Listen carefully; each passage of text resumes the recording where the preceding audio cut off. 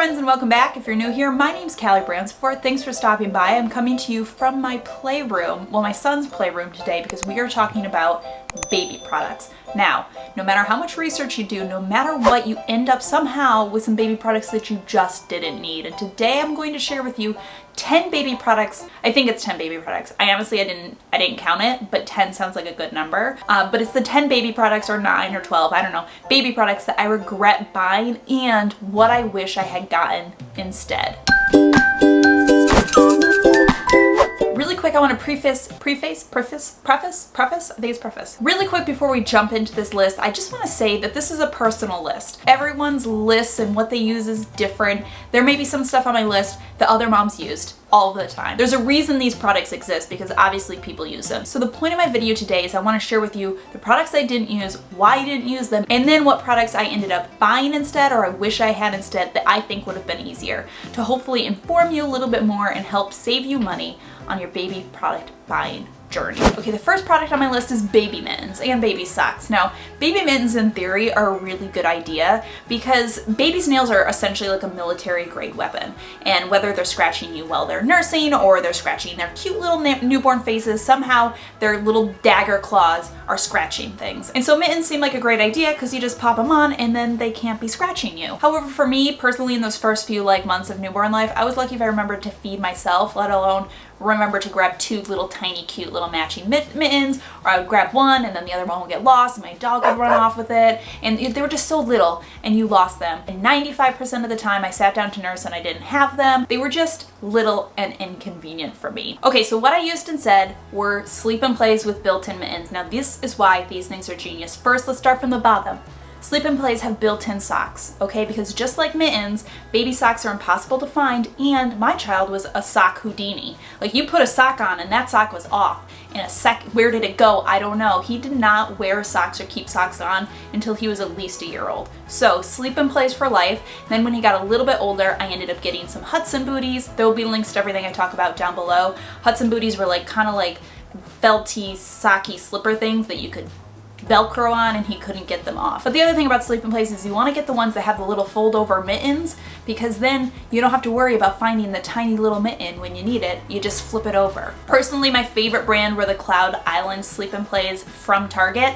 These have the footies. They zip up from the bottom, super easy, no snaps, and they have the built-in mittens, and the built-in mittens went all the way up to I think the 6 to 9 month size. I found that a lot of brands got rid of the built-in mittens after the newborn size, and I still wanted those mittens. My son was still nursing and he was still scratching the heck out of me in my face. So those are my favorite ones. All right, baby item number 2 that I regret is a baby wrap. Now, I don't necessarily regret this purchase. I just wish I had done it a little bit differently. So let me explain. I had 2 carriers for my son. I had a baby wrap, and then I had like a traditional baby wearing 6-in-1 position baby carrier. I used my regular carrier all of the time, from when he was a newborn all the way up until now. I still wear him. He's 18 months old and I still wear him all of the time. So that was a very good purchase. My baby wrap I really loved when he was a newborn, and in those first few months it's way more comfortable for me to wear. It felt like it was way more comfortable for him to wear, so I liked using it a lot, and I did use it.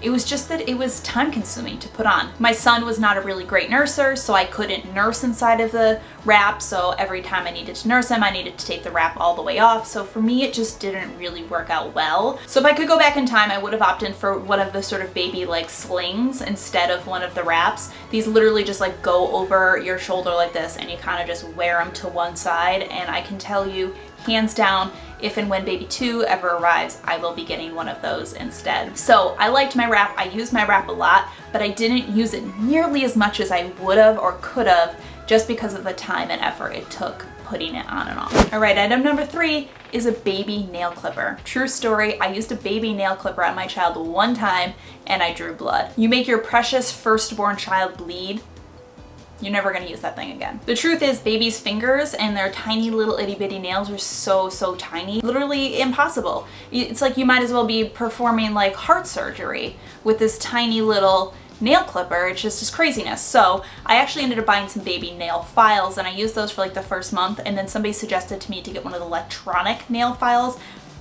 This thing was brilliant. This thing's been a game changer. What an amazing product, and I still use it to cut my child's nails to this day because I'm still afraid to touch the little nail clipper to use on my child. Hands down, you gotta have it. Put it on the registry. All right, item number 4 is sleep gowns. Now what I'm talking about here is not like sleep sacks.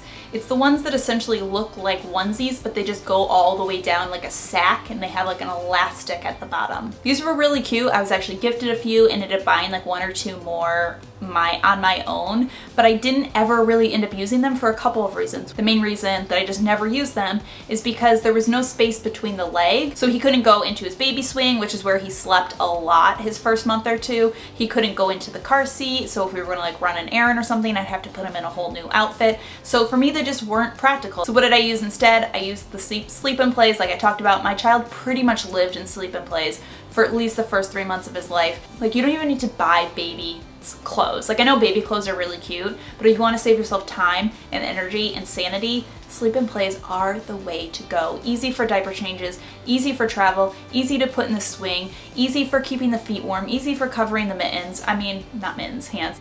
Okay, we're moving on to a couple of feeding things. So the next thing that I didn't use, which I think is like item 5 or 6 on our list, I'm not counting clearly, is a manual breast pump. When I was in a breastfeeding class, the teacher actually suggested this. I thought it sounded like a really smart product, and so it was $20 on Amazon, so I got it. But the truth is, I just never really used it. So if you're new here or you haven't been around a lot, I had a little bit of trouble with breastfeeding at the beginning, and I'm gonna link a blog post down below where I talk about my entire breastfeeding story. But essentially I had to do what's called triple feeding for the first about 2 months of my child's life, which is where I would breastfeed him, I would supplement him, and then I would pump after every single feed, which means I was pumping 8 to 12 times a day.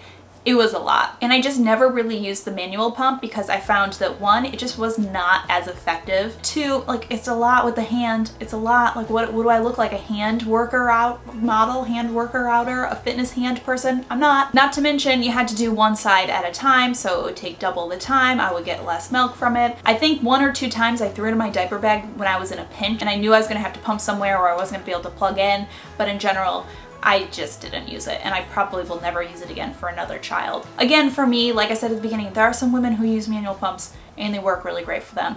I think they're better for women who have super great supplies.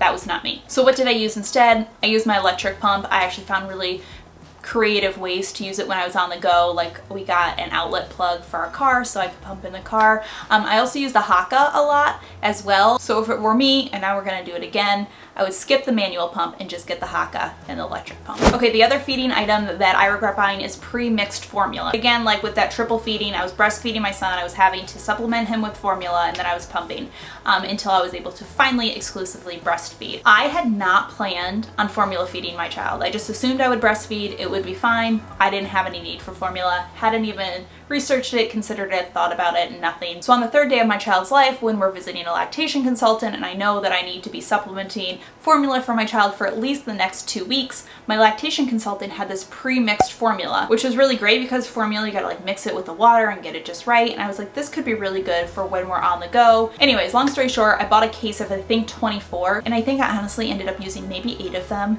and 2 of those were to send to daycare for like their emergency evacuation formula collection or whatever. At the end of the day, I realized it was not that hard to mix up formula on the go. Also, you can mix formula ahead of time, and as long as it stays cool, it's good for 24 hours. So you could like pre-mix it and throw it into your diaper bag with a cooler, and that was just easier to me. Again, this was my personal journey. For somebody who's exclusively formula feeding, maybe you would use this a lot more. Okay, next item, a little bit of pregnancy item, a little bit of baby item, and that is a pregnancy pillow. Now, I got a pregnancy pillow because everyone raves that they're so great and they're gonna help you sleep so amazing when you're pregnant, and I suffered from a fun little thing called pregnancy insomnia. So obviously I was pretty desperate to try anything that would help me sleep, and a pregnancy pillow sounded like a great one. And most of the pregnancy pillows say that they're a pregnancy and nursing pillow. So I was like, this is great. I can use it for pregnancy, then I can use it for nursing, less products I have to buy. The problem is I hated the pregnancy pillow. I didn't like sleeping with it. I didn't care for it. I know a lot of people like it. I wanted nothing to do with it. And then when it came time to bring my newborn home and to start nursing, that pregnancy nursing pillow combo was huge. I wasn't about to tote that thing around with me every single time I was gonna nurse. It just didn't make practical sense. One item that I didn't get, because I didn't think I would need it because I had the pregnancy pillow, was a boppy. I very much regret that. It is a product that I'll probably be buying again if and when number 2 ever arrives, because not only is it a really great, simple, easy to carry around pillow for nursing. It also works really great as like a baby lounger, which I never really thought about. You can literally like pop it anywhere on your floor, on your bed, on the whatever, and pop your child into it. So it's way more multi-use than the pregnancy pillow snake thing that I bought was. All right guys, that was my list. I don't think that was 10 things. That might have been 8 or 9 things. I will say that I was pretty good in my registry and in my buying before baby to not overbuy, and that's definitely a tip that I suggest because we live in a wonderful world where Amazon can get anything to you in like 48 hours. So I made sure to get the things I thought that I would really need, but didn't get everything, knowing that if I decided I needed it once my son was here, I could always order it and get it later. If you like this video and you would like to see my holy grail baby products, the products that I could not imagine living without when I had a baby, please let me know in the comments down below, and make sure you thumbs up this video so that I know you want to see that video as well. Again, links to everything I talked about. Somebody woke up from his nap. I'm not really sure where I was in this video, but I'm pretty sure I was at the end where I say thank you so much for stopping by and watching. I hope you're having a fantastic day, and I will see you all in my next video. Say bye. Can you blow a kiss? Good job. If you liked today's video, I think that you would also enjoy this video a lot, and make sure you subscribe if you're not already subscribed. You can hit this button right here or hit it down below. Make sure to hit the bell notification as well, because that way you'll get notified every single time one of my videos goes live.